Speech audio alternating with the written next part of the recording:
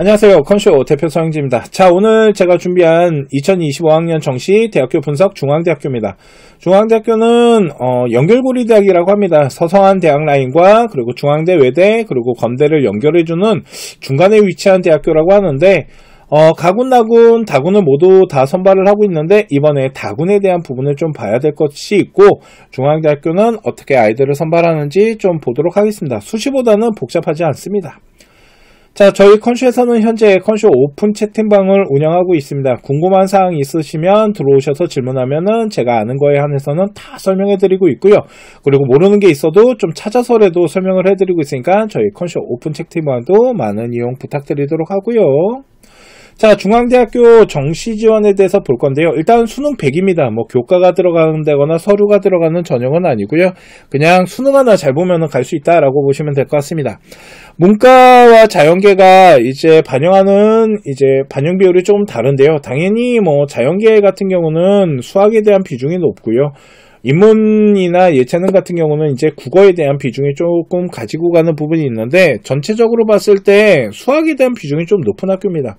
그러다 보니까 인문에서도 인문이나 사범이나 공공영상 창제 같은 경우는 수학이랑 국어에 대한 비중을 봤을 때 국어가 약간 높게 형성이 되고 탐구에 대한 비중도 좀 가져가는 부분이 있지만 사회과학대학교 같은 경우는 이제 좀 인기학과가 많아요. 그죠? 뭐 사회학과나 심리학과나 정치, 뭐 경영경제가 워낙 인기학과고 그러다 보니까 수학에 대한 비중이 한 40% 정도로 좀 높게 형성이 되어 있다. 그렇기 때문에 중앙대학교 지원하는 아이들 중에 수학을 좀 잘 본 아이들은 사회과학이나 그리고 경영 쪽으로 지원했을 때가 좀 더 유리하다라고 보시면 될 것 같고 자연계 같은 경우는 수학에 대한 비중과 과탐에 대한 비중을 높게 잡고 가고 있기 때문에 일단은 수학에 대한 비중을 좀 높여서 보는 대학교다라고 보시면 될 것 같고요. 영어랑 한국사는 가산점으로 이제 부여하는 부분으로 퍼센테이지가 반영되는 건 아니고 거기 전체 환산 점수 집어넣을 때 포함되는 점수다라고 보시면 되는데요. 자, 그러면 영어랑 한국사는 도대체 어느 정도인지 한국사 같은 경우는 4등급까지는 다 만점 처리되고 감점 처리는 5등급부터 되기 때문에 중앙대학교 정도 지원하는 학생이라면 4등급 안에 들어와야겠죠. 그리고 영어에 대한 비중을 좀 보셔야 되는데 영어 같은 경우는 1등급과 2등급에 대한 점수차는 솔직히 그렇게 크게 난다라고 생각하지는 않고 대신 수능이 어느 정도 영어 난이도로 가져가는지가 전 되게 중요하다고 생각해요. 만약 1등급 때 비율이 좀 높게 나왔을 때는 1등급에 대한 비중이 높아지겠지만 2등급 때 비중이 좀 가져갈 수 있다라면은 1, 2등급에 대한 비중이 그렇게 크게 차이는 나지 않기 때문에 2등급 아이들도 충분히 지원을 할 수 있다라고 보시면 되지만 3등급 때부터는 솔직히 점수차가 5점까지 벌어지기 때문에 솔직히 3등급 아이가 정시로 중앙대학교를 지원하려면 수학을 월등하게 잘 본 경우 저 점수를 좀 커버치고 들어갈 수 있겠지만 그렇지 않다라면 3등급 아이들이 지원했을 땐 좀 많이 불리한 대학교가 중앙대학교다 라고 보시면 될 것 같습니다.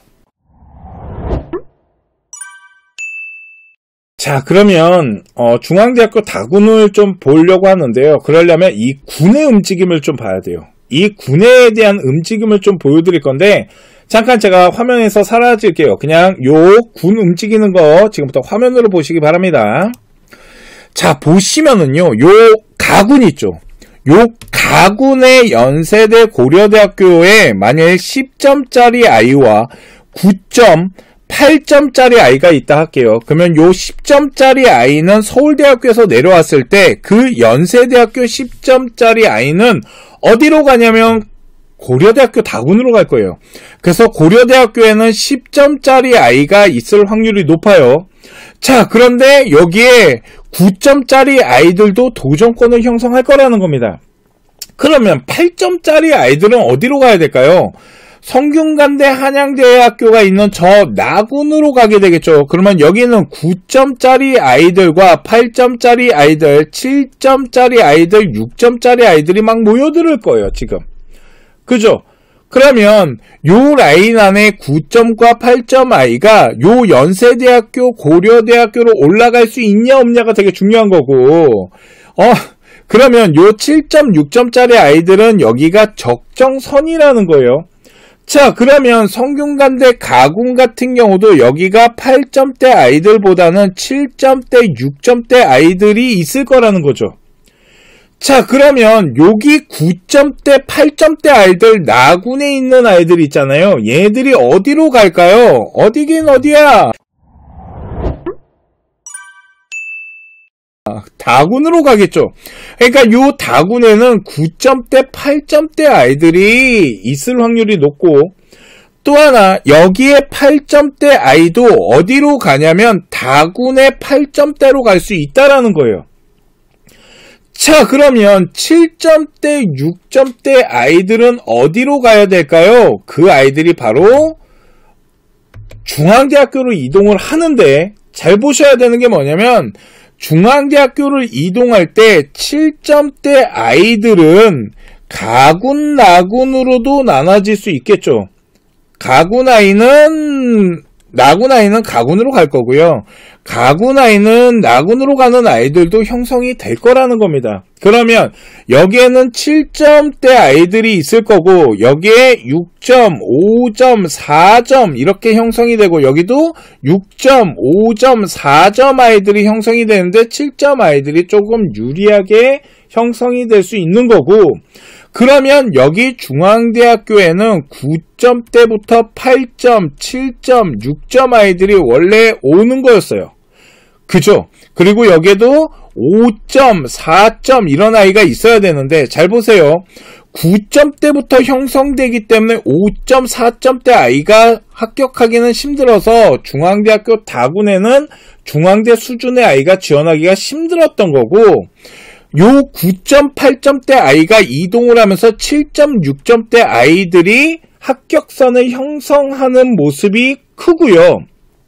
그런데 아까 말씀드렸지만 여기 보시면 다군의 9점대, 8점대 아이와 고려대학교에 도전하는 9점대 아이가 여기 있던 아이들이 이렇게 지금 분산이 일어나는 겁니다. 원래 라인을 타고 9점대, 8점대 아이들이 내려오던 곳이 중앙대학교였거든요. 그래서 9점대 아이들이 막 중앙대 난 안 놀래 라는 아이들도 있었어요. 그런데 그러면 요 9점대 아이가 이제는 없어질 수 있다라는 거고요. 이 8점대 아이 인원도 생각보다 성균관, 서강대, 한양대학교로 분산이 이루어졌기 때문에 적어질 수 있다라는 거예요. 그러면 요 성균관 한양대학교의 7점대, 6점대 아이들이 중앙대학교를 바치고 내려왔다라면 요 아이들이 결국은 나중에 추합이 일어나면서 이렇게 다시 올라갈 수 있다라는 소리잖아요. 그러면 아까 5점대, 4점대 아이들 중에 5점대 아이한테는 기회가 생길 수도 있겠죠. 이해가십니까? 그렇게 되면 중앙대학교 다군이 요번에 점수대가 약간 뒤로 더 빠지면서 점수대가 무너져 내릴 수 있는 상황이 될 수도 있다 라고 보시면 될 것 같아요. 이걸 좀 계산하고 가야 된다 라고 보시면 됩니다. 입결에 대한 부분을 잠깐 볼 건데요. 지금 여기 나와 있는 입결을 봤을 때 중앙대학교 환산 점수는요 750점대 중반부터 760점대면은 어느 정도 지원권을 형성할 수 있는 학과들이 있고 760점대가 넘어야 되는 학과들도 있습니다. 또 하나는 저 옆에 나와 있는 백분위 있잖아요. 백분위가 보통 뭐 90점대 초반이라고 하면 되는데 맞긴 맞는데 여기 나와 있는 것보다는 조금 더 높게 생각해야 돼요. 한 93점대 이 정도는 좀 생각을 해야 되는 부분이 있고, 자 보시면은 지금 여기 나와 있는 학과가 가군과 다군으로 형성이 된 건데, 지금 가군과 나군 중에 그러면 어디가 저 점수가 높게 형성이 될까요? 라고 물어보시는 경우가 되게 많거든요. 그런데 아까 뭐 성균관대나 서강대 뭐 한양대 아이들 지금 군 타고 내려오잖아요. 나군 아이들이 가군으로 가고 가군 아이들이 나군으로 가고 이렇게 이제 막 군 타고 내려오는데, 저희가 분석을 해봤을 때는 중앙대학교는 가군과 나군의 점수차가 그렇게 크지는 않고요. 뭘 봐야 되냐면 학과들마다 점수 차이가 나요. 그러니까 인기과와 비인기과에 대한 점수 차이는 좀 벌어지는데 군 때문에 점수 차이가 그렇게 크게 차이가 난다라고 보이진 않고요. 대신 다군 같은 경우는 보시면은 충원율이 엄청나죠. 충원율이 엄청나게 돕니다. 전자전기 같은 경우는 93명을 뽑는데 748명까지 돌잖아요. 이번에는 이제 전자전기 저 라인이 ICT로 일단 통합이 됐어요. 창의 ICT 공과대학교에서 이제 150명인가 뽑거든요. 그러면 저 점수대 옆에 보시면은 충원율이 엄청나게 도는데도 불구하고 점수대가 767점, 그러니까 가군과 나군과 비교했을 때는 확실히 점수대가 높게 형성되는 데가 다군이에요. 그래서 중앙대학교 다군은요, 중앙대를 보고 넣어야지 라는 아이들이 넣을 수 있는 건 아니고 성균관이나 서강대 아니면 연고대 아이들이 받치고 내려오는 라인이었기 때문에 그래요. 그래서 점수대가 생각보다 좀 높게 형성되는 부분이 있고 100분위 단위도 94점대 라인을 조금 넘어가는 형성들이 일어난다. 경영 같은 경우는 뭐 아이들 선발하는 인원이 막 200명 이렇게 선발을 했을 때 엄청 돌아요. 보시면 지금 충원 합격률에 1500명이 돌았대잖아요. 엄청나게 도는데 그래도 점수대를 보잖아요. 그러면은 문과 아이들의 학과들과 비교했을 땐 점수대가 좀 낮게 형성되지는 않기 때문에 대신 잘 보시면 저 지금 화학공학과나 지금 학과들 보면은 점수대가 761점대, 뭐 기계공학과 759점대 막 이렇게 형성돼 있잖아요. 쟤네들이 이제 경영 쪽으로 교차를 하면은 유리하다? 그렇지 않다라는 겁니다. 다군에 있기 때문에 그래요. 그래서 보통 교차할 때 경영 쪽으로 많이 교차하잖아요. 그래서 솔직히 중앙대학교 경영학과는 뭐 다른 대학교 더 높은 대학교 라인을 노리고 이제 교차를 할 때 그렇게 넉넉하지는 않을 수 있다라는 부분이 있고요.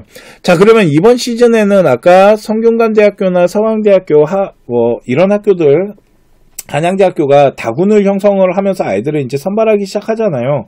그러면 그쪽이 이제 엄청난 경쟁률을 만들어내면서 그쪽으로 빠져나가는 아이들이 형성이 되는데 그 아이들은 이 중앙대학교에 올 때 좀 점수대를 형성하던 아이들이 오는 길이었는데 이제 그쪽으로 분산이 되다 보니까 중앙대 같은 경우는 이렇게 좀 아이들을 선발하는 데 있어서 입결이나 분석하면 좀 이렇게 넓게 나와요. 분포대가 되게 넓게 나오면서 앞 데이터와 뒷 데이터에 대한 폭을 가지고 이제 계산을 하게 돼서 저 최종 등록자라는 저 데이터가 어느 정도 점수대를 높게 형성을 하는데 이번 시즌에는 솔직히 저 정도 라인은 아닐 것 같고요. 약간 짧게 형성이 될 수 있어요. 그래서 경쟁률이 되게 중요하다라고 아까 말씀을 드렸던 거고 아이들이 들어오는 날짜나 이런 것들도 좀 잘 봐야 되겠지만 일단은 좀 데이터가 짧게 형성되는 부분 충원율이 조금 좀 덜 돌면서 점수대가 뒤로 빠지는 게 좀 덜 빠질 수도 있어요. 그렇기 때문에 저 최종 등록자 라인의 컷이 약간 제가 생각했을 때는 약간은 낮아질 수도 있는 현상들이 나타날 수는 있거든요. 그래서 이런 부분들도 한번 잘 체크를 하면서 지원을 해야 되는 게 바로 이번에 중앙대학교다라고 보시면 될 것 같습니다. 자, 오늘 제가 준비한 정시준비 대학교, 중앙대학교, 가군, 나군에 대한 선발과 다군에 대한 변화에 대한 부분들, 그 군을 타고 내려오는 것 때문에 점수대가 좀 변할 수 있기 때문에 이 부분에 대해서 한번 체크를 해볼 필요가 있고요. 나중에 결국은 경쟁률은 봐야지 더 정확하게 볼 수는 있겠지만, 네. 오늘 방송 여기까지 하도록 하고요. 다음 시간에, 또 다른 대학교로 찾아뵙도록 하겠습니다. 지금까지 합격을 하는 DNA 서영진이었습니다. 감사합니다. 이제 찾지 말고 질문하세요.